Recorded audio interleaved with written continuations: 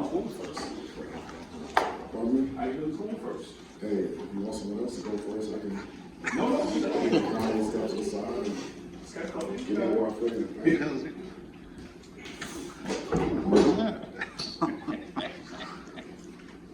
That's a nice little recording device that that's the new one. So when you can just put it in here, nobody knows you're recording. Yeah, that's, So you gotta watch what you say. now I know that. Around you. All right, good afternoon. Good morning. Thanks for coming. I appreciate you. We got practice number 1. Feel real good about it. Coach Novak and his staff did a great job preparing our guys for camp.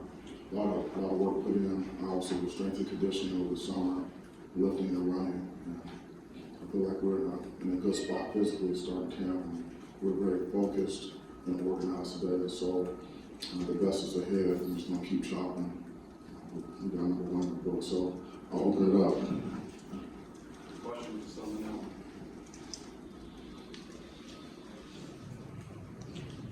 Well, you obviously were with the quarterbacks today. Saw that little bit of portion while we were there. Just technique, fundamentals, obviously that's a huge emphasis for you. But where do you think that group is at now with day 1 in the books? Well, we got good work today. Like I said, the players were really focused on like what we had to accomplish out there. We want to get better every single day, and so these guys have been working on things this summer. And like today we worked on press coverage and the portion that you saw, and I thought that the technique was sounding solid. I mean, it needs to get better, but the guys know that like every time we step on the field, that we have to work on those things. Because in order to get to where we need to go, that group has to play really well. The corners and the safeties, but in order to have a really good defense, you have to have really good corner play. And so there's a lot of pressure on those guys, and they know it, but that's a good thing. It's a good thing. So we're going to work together and work to get better every single day. But that individual part of practice in the beginning is really the foundation of what they have to do, because when you really work on a specific technique, you get a chance to slow it down, get a chance to teach. You teach in progression, and they're like building blocks. And so when they get to a scrimmage, where they get to the game, they can execute at a high level with a high level of confidence. And if something is broke, then you know how to fix it, because you just go back to the basic technique and fundamental. Coach, you might have given me one answer to this question, but during the off season, what were the, 2 or 3 areas that may have cost you some sleepless nights during the off season? This out of season, some sleepless nights. Yeah. What is a sleepless night? Because I'm not sure. I sleep fast, so it's nothing that really keeps me up. Like from a football standpoint, nothing that I can think of really. Areas of concern. People always ask me. They say, they ask me, if you could just give me one thing, Coach, or what is the number one thing, what's the most important thing, and it's the 100 little things, really. And those are things that I'm concerned with. Every aspect of what we're doing has to be on point. We have to win every day in every area, and so it's really across the board. But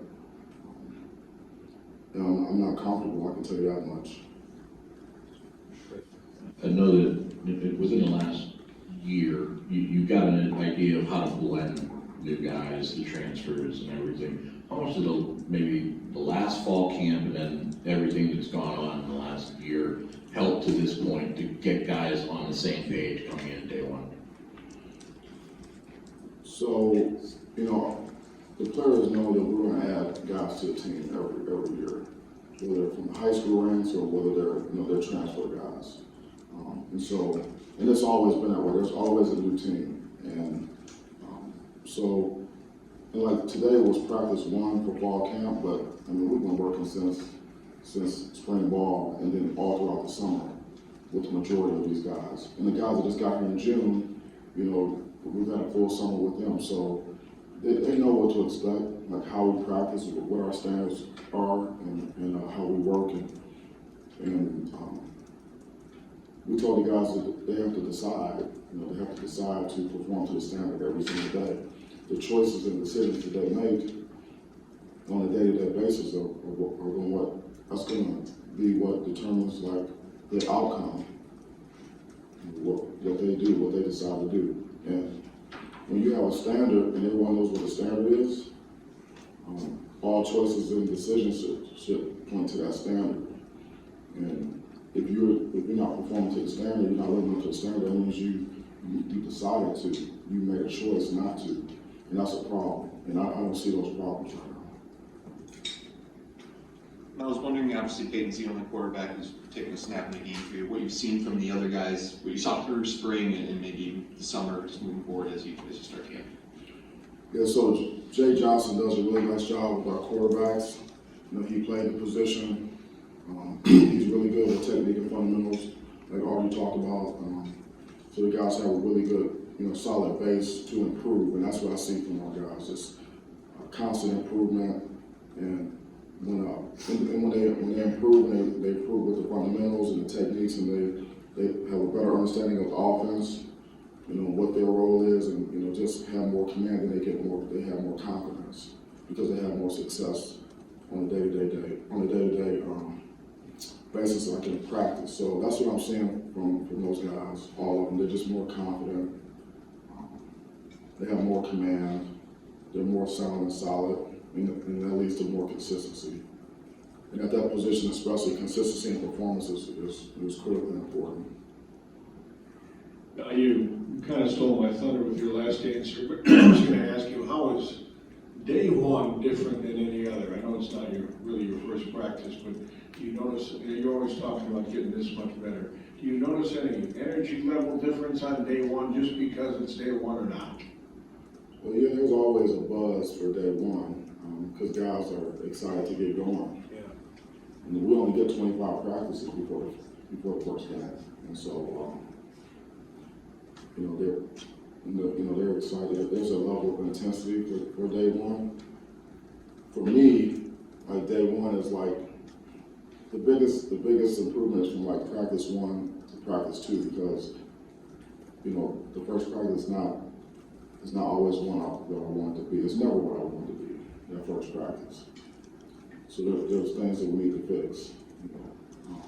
But the guys are, you know, they're ready to go, but they all run up to me after practice, like, you know, we're coming off the field, they want to know, how was it today? How was it? I said, well, we watched the film. Because it's never as good as you thought, it's never as bad as you thought either, so we'll have to see. But the guys, they're excited, ready to go. I mean, we get a chance to play some football. I was wondering if you could tell me the story behind the all about the ball phrase. The story about this? Yeah. Yep. They, Coach Hayes gave him office, gave me a t-shirt that says the ball, ball, the ball. And I think he gave me a XL, and I told him I need a double X.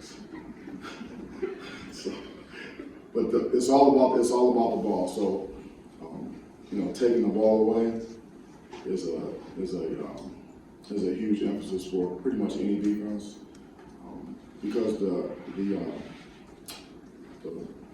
biggest determining factor for winning and losing is turnover margin. So you need to take care of it and you need to take it away. And taking the ball away is a mindset. You have to have a conscious effort every single day to take the ball away so you can get what you emphasize. So we talk about it every day. You know, we have t-shirts, we do drills, you know, takeaway drills, and so you know, hopefully those actions will lead to, you know, a better outcome in terms of takeaways and the turnover margin. I was wondering too about all the logistics of everything around here, being over here, busing over there. How difficult is that? And is there any part of that you kind of use, like, hey, this is adversity, these things you just kind of got to overcome throughout the season? We talked about it. You have to address it because we need to eliminate excuses. And then we moved over here like the Friday after spring ball. So it's not like this is new for these guys. I mean, they've been traveling back and forth, you know, this whole this whole time after spring ball, so it's not a big deal now, but, I mean, there's, you know, it adds a little bit to the day, a little bit more planning, you know, being Mallory's at DFO does a really good job helping to organize and everything for the guys. You know, we have shuttles going back and forth for guys, but they have to, we can't, there's no excuse. Well, I had to go, well, coach, I had to go to the stadium first, and then I had to get dressed and take over, and then I had to go back over here to Case Hall, whatever, to eat, and then I got over here and, you know, I had to use the bathroom, and there was a line because there's construction, and we only got 2 restrooms available right now, so there was a line, and that's why I was 30 seconds late to the meeting. No, so, I mean, it's just get up earlier, you know, if you're 10 minutes early, you'll never be late. And I mean, there's no excuses, no explanation. It's not that bad. I mean, it's just right across the road here. So, I mean, but they've done a great job so far. They don't make excuses, but you know, discipline is 75% anticipation. So we anticipate some of those excuses that might pop up, and we address them ahead of time. Charlotte sort of stole the question about the shirt, but I was going to ask if you plan to wear that today, because branding is sort of important to you, but clearly not. I didn't plan to wear it. I knew that I was going to wear it eventually, but once I hopped out of the shower, it was just staring at me. The ball. I said, well, hey, let's throw this bad boy on there. And then just when you go and watch the film, is there one position group that you're really going to hone in on more than the other? I know you mentioned the cornerbacks, or maybe running backs with the new transfers that you have. Is there one group you're really going to focus on? Yeah, I mean, I'm interested to see some of the new guys, the guys that weren't here in the spring. Like at the running back position, you know, checking out Broussard, and I know him. You know, we've had him before. But just to see him out there for the first time with the guys, taking a look at that. I looked at, you know, at the end of practice we did PAT field goal, so had a real close eye on our kicking situation with Rusty and Jack Stone. So, you know, guys like that. Some of the guys, some of the freshmen that maybe they didn't go through spring ball with us, and this is my first, you know, time to see them, you know, in a practice. So, you know, those guys, you know, and always, but always keeping a real close eye on the quarterback play. Hey Mel, how are you splitting your time on the practice field? I guess, and obviously you have the spring to work through some of this, but, and is it easier to do what you're doing now that you're in year 3 and maybe feel more comfortable with the staff? And then I guess, are there ways that you think this helps you as a head coach, just being more hands-on with that group? Well, yeah, I mean, it helps me mentally because I just love the coach, so it relaxes me a lot more when I can actually get my hands on guys and actually, you know, work with them. That's what I love to do. How I split my time, you know, usually, you know, during the individual, I hang out with the defensive backs. You know, the rest of the time, you know, I usually float, you know, during the walkthroughs and, you know, some of the other group periods. And then during special teams, I'm always, you know, back and forth with the special teams guys, you know, from drill to drill. And then when we do the team periods, you know, I'm always on the offensive side of the ball, blowing the whistle, watching both, you know, with the defense facing me. And so, you know, that works well for me. I've done that for a few years now. I get a chance to see pretty much everything that way. But the only time I'm really just honed in with the corners is during the periods of individual, at the beginning of practice when we're just working on specific techniques for those guys. Because the other times of practice where there's more group work and more teamwork, then I'm more big picture because I get a chance to see things on the film. You know, like at 12:30, we'll start watching the film of special teams and we'll go to defense, and I'll get a chance to see everything there, and then we'll get the corrections in the meeting room this afternoon and this evening, and then we'll just keep chopping wood again tomorrow morning. Where's this drawing at? Well, I didn't anticipate there being that much sun out there today, and so I didn't feel like I needed to cover my dome as much today. But as the sun comes out a little bit more, it's certainly ready to go. I tried it on this morning.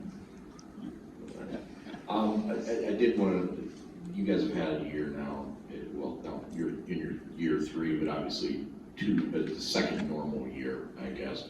How are you and the staff working together? Is there a comfortability now that's settled in with everything, you feel like? In terms of like watching film back and what everybody should be looking for?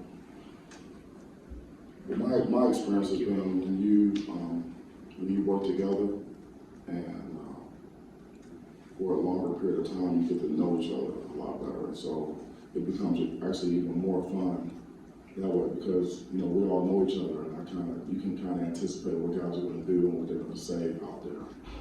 And you can tell when the guy's a little perturbed.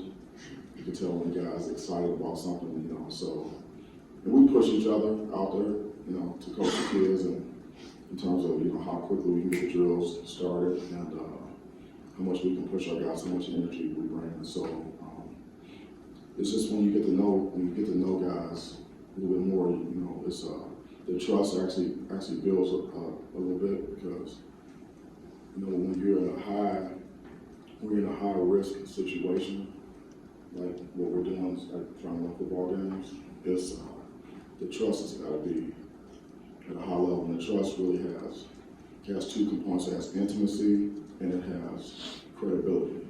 And so when you work with guys, and that's what we talk about continuity on coaching staff. When you work with guys for a long period of time, the intimacy just increases as you go, and then as you know what guys can do and they show you that they can do it, and you show them what you can do, then there's credibility going both ways. You get a higher level of trust, and then you can get better a lot faster, which I call the speed of trust. You talked a lot about depth and competition over the last couple of years. Looking at a lot of the positions on the team, especially the wide receiver room, what are you really excited about in that group going this year? In terms of depth, well, I mean, obviously, we have some guys coming back that have played a lot of football for us, and like, you know, Jay Reed, you know, is obviously the headliner there, but, you know, Trey Mosley's, you know, played a lot of ball. We have some young guys, some guys that maybe haven't played as much, but have shown some good things in practices, and maybe started to flash a little bit towards the end of last season. We're doing a season that are back, and then we have some new guys in, that are going to push those guys, and they're trying to get on the field. So, and Courtney Hawkins does a really good job. I mean, he played the position. You know, he played at a high level. He's an NFL guy, and he's a taskmaster, and he's you know, he's very hands-on. He's holds the guys to a really high standard, and so you know, they're getting better, you know, every step of the way because, like it's in the meeting room or right out there in practice. I mean, from the time they step out there, those guys are working at their craft. And I think, you know, I can tell they want to please him, you know. And that's a sign of a great coach when the players don't want to let you down, when the players want to play hard for you. And so that's a good group. You know, we'll just see how it goes. Now, a year ago, Peyton Thorne was in a battle for the quarterback job, which he eventually won. Do you see a difference in him now, in his demeanor, in his confidence, in his leadership, like maybe even without Walker, he's ready to put this team on his shoulders? Well, we're not going to leave it up to one guy. That's not the plan. But obviously, he's the quarterback. He's the leader of our offense, and with that comes a lot of responsibility. And he's you know, absolutely, you know, embraces that. The biggest step that he needed to take was, you know, just confronting his teammates more and demanding that they get things done properly. And so, and that was our entire team. You hear Coach Izzo talk about it all the time. We talk about it a lot. This out season was a heavy emphasis on pure accountability, holding each other accountable, and having more of a player-led team as opposed to a coach-led team. You can't have the coaches just dragging these guys through every day. You know, you can only get so good that way. when you get the players holding each other accountable, that's when you have a chance to have a really good football team, have a great team. And so, Peyton he gets that. Obviously he's a coach's kid, he understands that, but he has the experience and the confidence, and he's been on the field, and he's actually played and he's produced. So his teammates respect him as well. So he's taking the reins and doing that, and he's not the only one, but we need a lot of guys to do that. If something's not right on the field and everyone knows what the standards are, before I get there, before a coach gets there, one of the players needs to get there and get it handled. And that's when we know we're cooking with gas. Mel, just to complete your outfit, what shoes are you wearing today? Since we're Nike. Okay. Matt Carrick, we saw him out there, no red shirt or anything. Is he a full go, or are you kind of ramping him up slowly here? Carrick? Yeah. Yeah, we're giving him, we're trying to give him some, and then we'll give him a little bit more and kind of build him up. Yeah. And then just nuts and bolts. When do you guys put pads on, and when do you scrimmage for the first We got a time? couple more practices, and we'll put the pads on, and then, then we'll scrimmage towards it, end of the week, next week. Mel, you know Jared Broussard about as well as any coach could in the transfer situation. What does he do especially well, and what's the challenge for him coming in without having been here in the spring? The biggest challenge is knowing what to do within this scheme. What we're asking him to do, like know the plays and the terminology and things like that. And so, and he's been familiar with that, but it's been a little bit. And then, but what he does well, he's an explosive player. Like, he's an explosive athlete. You can see the way, kind of the way he's built. He runs with power, and he's got quickness, and he's got speed. He's got burst, through traffic, and he's got really good awareness and instincts, and he can catch. He's a credible receiver out of the backfield, So, and he's just in general just a football player. Like he loves to play football. So, those are the things that he brings, and obviously he's got to prove it. Just like everyone else, myself included, every single day, and earn the right to get out there and get some touches and get some targets. And so we have competition at that position. So those guys are going to have to push, they're going to have to strain, they're going to take care of football. And we're going to have a really good camp with that group. From your perspective, Mel, and the coaches as well, I mean, how much mystery is there surrounding this team versus last year, going into this, at the same time period? That's a tough question for me to answer, because there's not a whole lot of mystery on my end of it. I know that we have positions where guys need to prove what they can do, but I know that, going in. And so, and we have some known commodities, so we know a lot more about our football team than people on the outside, because we're with them every day, but it's a prove it every day proposition for us, and it's not about like talking about what we're going to do. We just need to actually do it and focus on the process, day in and day out, and just kind of block out the noise on the outside, because the guys know that we were picked to finish fourth in the East, because I showed them the graphic. But so they know that. So there's nothing. But we just have to work. Just work to get better and to focus on the process, and then the outcome will take care of itself. And so there's not a whole lot of mysteries for us. We got a lot of guys back, and some of the young guys. We know that what we need to see from them in practice and in scrimmages in order to put them in a game. It's not that hard for us on the inside. And to follow up from your experience, what is the difference between building and sustaining? Well, so in order to sustain, you really can't even sustain, you have to get better. So, like we talk about attacking the standard, like every day, and raising the level of intensity in everything that you do every single day. And so that's how you avoid complacency or, you know, guys looking in the rearview mirror, or, you know, things like that. Like, so if every day in whatever I'm doing, if I raise my level of intensity and I attack it, then I can get better. And then the next day, I raise it again, and then I can get better. You keep raising intensity, and you can't afford to get comfortable or look for some relief in the process, because there is no relief in the process.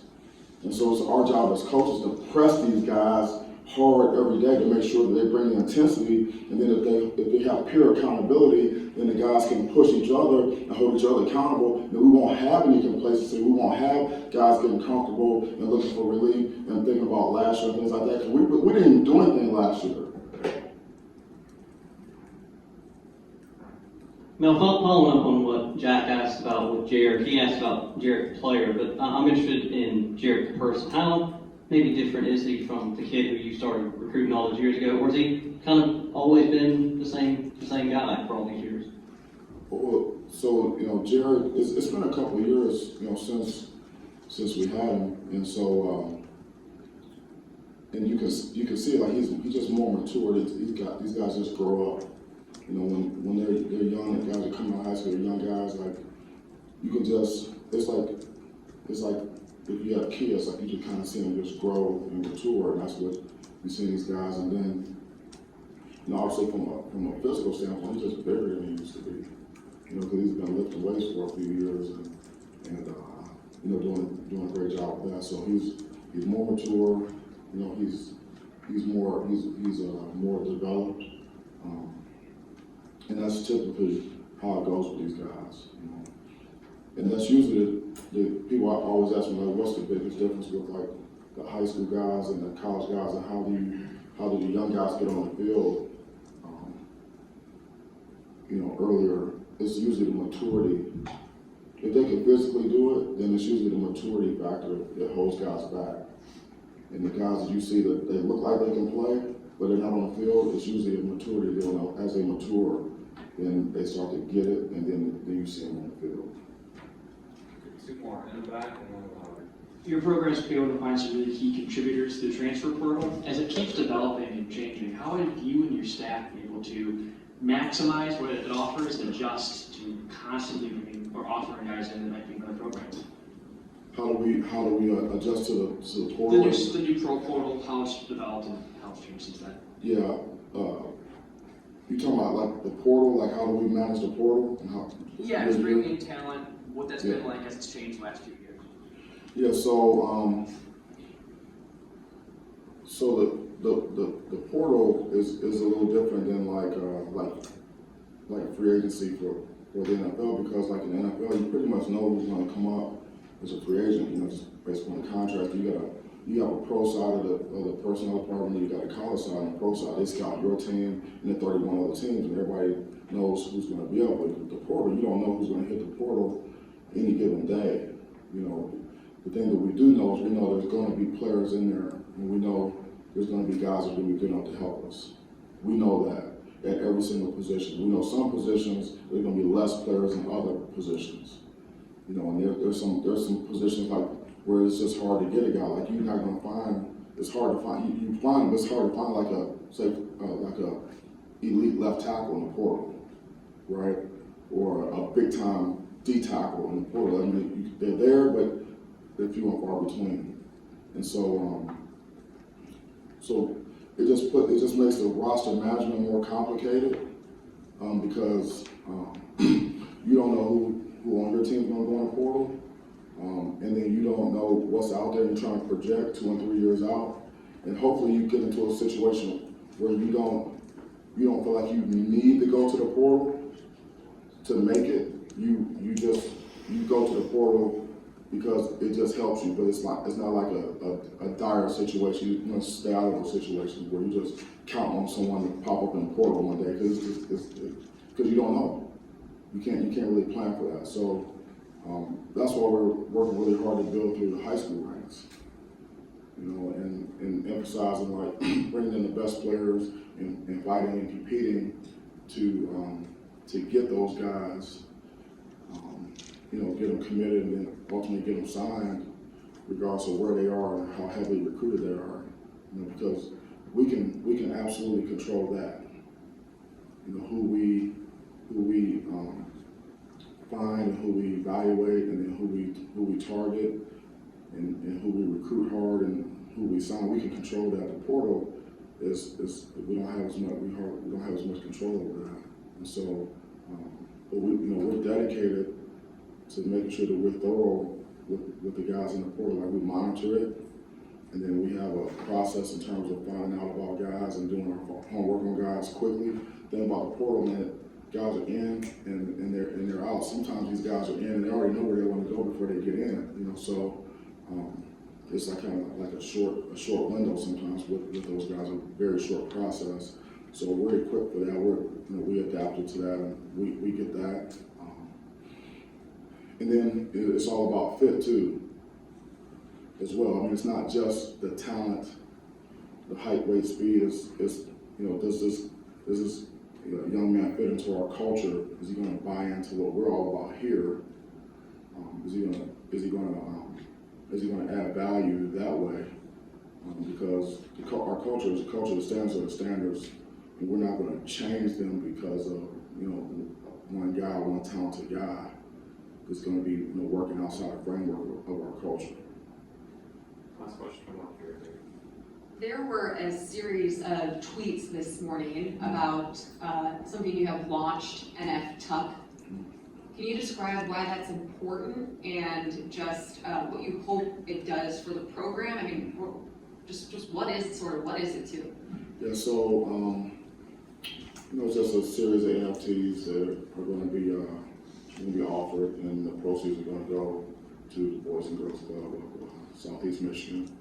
And I think it's important to be able to display to our players that, you know, that I understand, you know, name, image, and likeness, and I want to be a role model for them in terms of, you know, how to go about doing some things, and also knowing like things are new, and you know, we're going to tackle them, and we're going to try to figure it out and see how we can benefit from those things. And so I think it's ultimately going to help maybe lay out a blueprint for our players, and then from a recruiting standpoint, I think it's important to show the, you know, the parents and our prospects that, you know, that we're embracing things that are new, and looking for ways to help our guys. You know, so that's really what it's all about. Thanks, Coach. Appreciate your time. Thank you so much. I appreciate y'all coming. I appreciate your time.